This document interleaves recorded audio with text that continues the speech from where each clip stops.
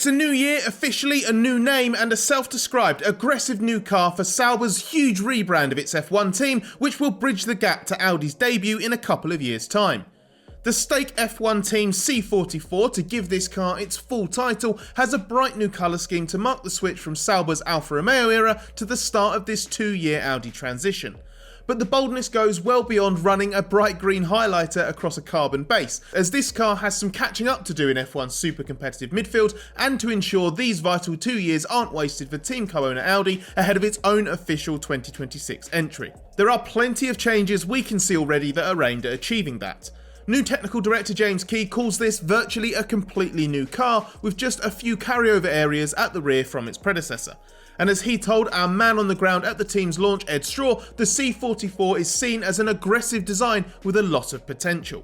When I say aggressive, or when we say aggressive, I suppose for a design, it's really pushing the boundaries of what you're able to do in a given area as best you can to allow you more space to develop, let's say, aerodynamically or mechanically. And we'll see that actually. I mean, the car we'll see on track has already developed beyond the car we're launching today, for example. And you should be able to see, if you compare to last year's car, it's a significant step in refinement. Packaging, that's been very aggressive. It's a good example of it. Suspension designs, internal and external and so on, are all pushed that little bit extra. Some of the changes to the car are under the surface, and doubtless some stuff's going to look a little different when we see the real thing. The C44 will make its track debut on Friday, February 9th at a shakedown at Barcelona, so we could get an early chance to see what details have been kept hidden for now. If not, we'll have to wait until pre-season testing in Bahrain, but don't worry, there's already a lot we have been able to glean. Last year, Sauber was one of the teams to run with push rod suspension geometry both at the front and rear. This year, Sauber switched to a pull rod configuration at the front as part of what Key describes as a completely new front suspension. Key stresses this was a choice made for aerodynamic reasons, given it gives advantages in the way the airflow is managed at the front of the car. Again, its aggressive approach is a bit of mechanically risky, but you could really do with, on balance, a better performance from that area of the car. And it's all driven by aerodynamics. If you were a suspension designer, you would never design a suspension of a Formula 1 car the way it is, particularly on the front. It's all aerodynamically led, and it is fundamentally better aerodynamically for the way these cars work. At the rear, Sauber's stuck with the pushrod configuration it introduced in 2022 and achieved by designing its own gearbox casing. That meant it wasn't limited by using the same pickup points as Ferrari, which supplies the gearbox internals. By switching to the pull rod front suspension and sticking with pushrod rear, Sauber matches the design approach taken last year by Red Bull and McLaren. Key does not believe that such suspension configurations are a massive game changer in isolation. He believes that there's an overwhelming case aerodynamically to have the pushrod configuration at the rear, while the choice at the front was less clear-cut. The race's technical expert Gary Anderson believes that a pull rod front suspension offers specific gains. It allows more rising rate, which means the more load the front suspension is subjected to under braking, the more the spring rate rises. This helps resist against that load and stops the front from diving down as much, keeping the aerodynamic platform more stable in the more extreme conditions of heavy braking. While we wait to get a good look at what the real front wing and floor look like, there are some very obvious aerodynamic changes we can see. Key calls Sauber's direction a lot more extreme than last year, and unsurprisingly, that direction follows the one set by Red Bull. The lower edge of the side pod inlet has been moved forward in similar fashion to Red Bull. Extending the lower part controls the airflow that spills out of the radiator inlet duct at high speed and invites it to travel over the upper side pod surface so it doesn't compromise the consistency of the airflow going through the side pod undercut into the Coke bottle area. There's a different shape to the side pod itself compared to last year to go along with this. It has a more aggressive initial undercut, and instead of being flat, wide and running smoothly down to the rear, it has a taller midsection that creates a more concave surface akin to the waterslide style designs we've seen on cars like the late 2023 Mercedes. The bulge in that midsection houses predominantly electronic and engine systems, which Key says is really brave and intricate to go that small but still make it work. This car also has a very different roll hoop shape, finally moving to the more common A-frame structure. Not the old single spike design that you may remember failed in Sauber driver Zhou Guanyu's spectacular Silverstone crash in 2022. This should be a lighter solution, but this high up could impact the car's centre of gravity. Unsurprisingly, it is tricky to read too much into what we can see on the floor. The real detail is underneath, and what we can see looks very much like it did in 2023. The leading edge of the underfloor is of similar height, and the outer floor edge splitter is a very similar profile. The outer edge of the floor also has very little detail, so should look fairly different when the car first runs.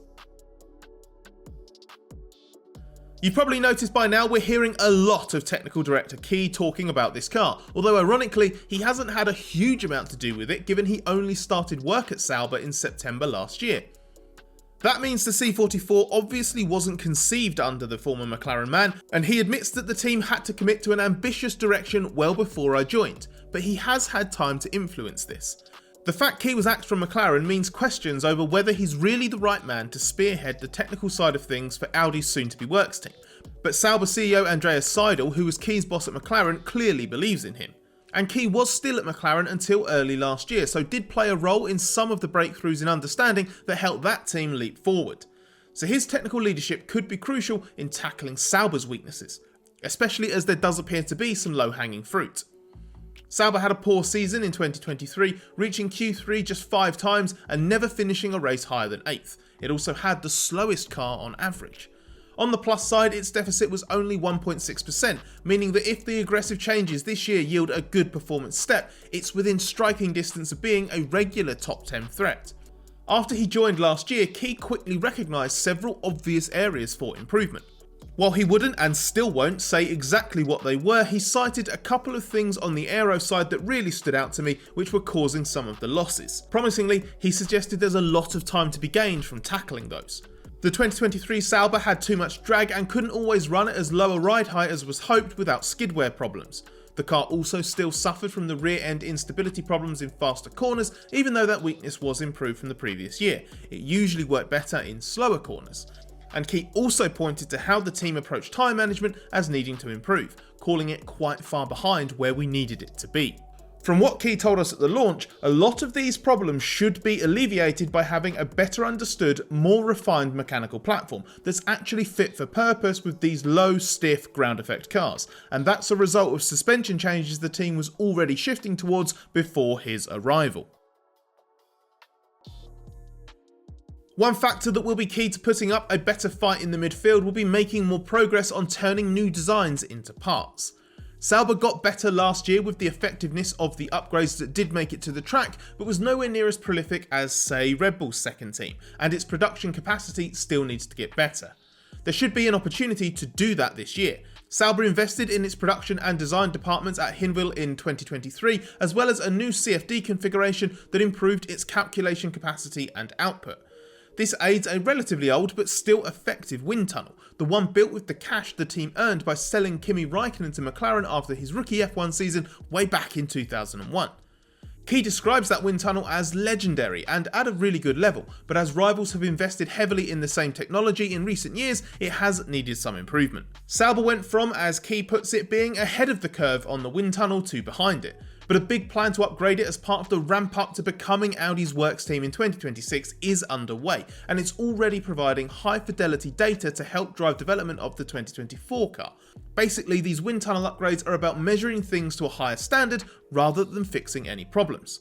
The upshot across the tunnel, CFD and production improvements should be more upgrades and better upgrades, something Sauber has badly lacked of late and has basically left it wielding a knife in a gunfight. There's a clear emphasis on changing that as the team has already flagged important updates that are already in progress and should arrive in the opening rounds. The word aggressive crops up yet again when Key talks about the team's development plan, but the proof will be in how Sauber performs in the second half of the year compared to the first. Fundamentally, yeah, this has got much more potential, both in terms of the aerodynamic concepts it's got on it, which are very different to last year's in many respects, but also the space we've left ourselves to operate in. There's lots of areas we can still exploit with the car by packaging really, really aggressively and very, very tight. As we mentioned earlier, this Stake F1 Team era is bridging the gap between Sauber's Alfa Romeo sponsorship and the beginning of Audi's full works entry in 2026. And team representative Alessandro Aluni Bravi is blunt when he says these 2 seasons make up a big transformation process. As we explained in detail in this video on what's going on with Audi's Works F1 program, this year and next are critical to laying the right foundation.